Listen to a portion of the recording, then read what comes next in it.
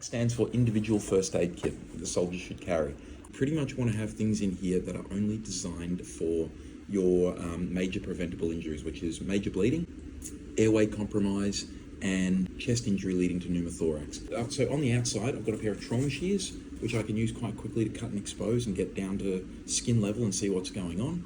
So there, and I've also got a permanent marker, so I can write stuff down. Any interventions I might have done on a casualty and what time tourniquet has been applied. So let's have a look in here and see what we've got. I'll flip it open. Let's get onto our major bleeding. I have another tourniquet in here which is ready to go. I've got the ones on the outside, but this one is being protected from the elements. So it's not getting rain, it's not getting dirt, it's not getting sunlight, which degrades plastic on it. Also in here, I have a compressed gauze. There's two types of compressed gauze. There's ones with a hemostatic agent or blood clotting agent and ones that are just normal.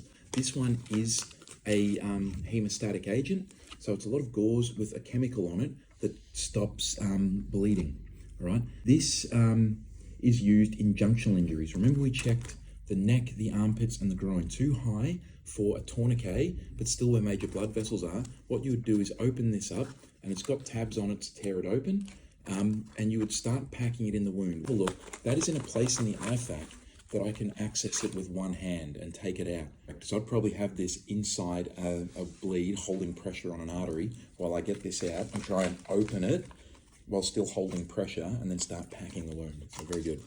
So that's the hemostatic dressing.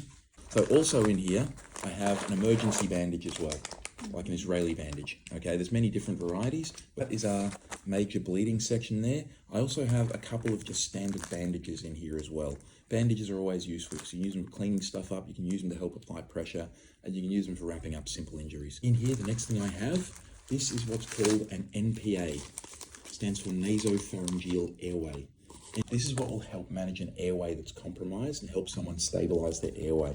You also want to have some lube taped onto the packet, which will make ease of insertion into the nose and prevent doing damage to the nose. So if you put this in and cause any cuts and tears, you might allow bleeding inside the nose.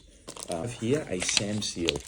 These have a vented valve on it as well, which is very useful for preventing tension pneumothorax. I have two of them. But why do you think I want two of these? Why not just one? Got a hole in the chest from a gunshot. What else are we going to have?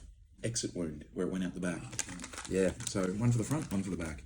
Okay, so that's respiratory.